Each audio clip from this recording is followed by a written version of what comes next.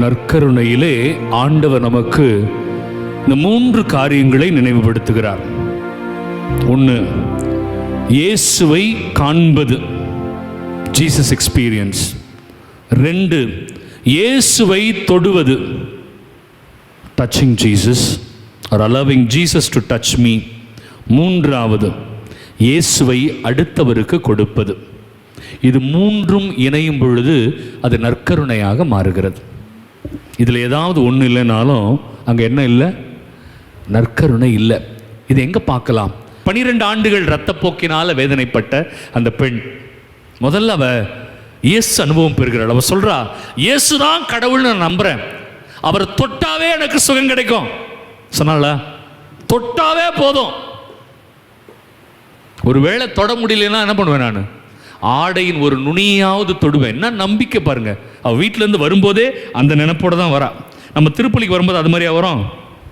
எது பூச வைக்க போதோ தெரியலையே, ஐயோ என்ன நடக்க போதோ தெரியலையே, அப்படி அந்த எண்ணத்தில் தான் வருவோம். நான் இயேசுவை தொட போகிறேன்ற எண்ணத்தோட வரமாட்டோம்.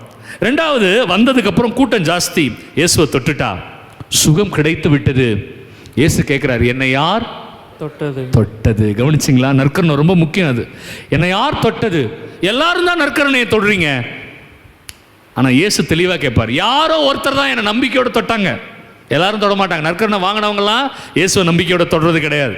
அப்போ சீடர்கள் அதிமேதாவிகள் பக்கத்தில் இருப்பாங்கல்ல, சொல்லுவாங்க, இயேசுவே எல்லாரும் உங்கள் மீது தான் விழுந்து கொண்டிருக்கிறார்கள். இயேசுக்கு தான் தெரியும், எல்லாரும் என்னை தொட்டிருக்கலாம்ப்பா, அப்பெல்லாம் அது நற்கருணை இல்லை. என்னை நம்பிக்கையோடு யாரோ ஒருத்தங்க தொட்டாங்க, அப்போதான் அது என்னவா மாறுது? நற்கருணை. போதுமா? அப்போ அறிக்கையிடணும்ல. அடுத்தது, யார் தொட்டது?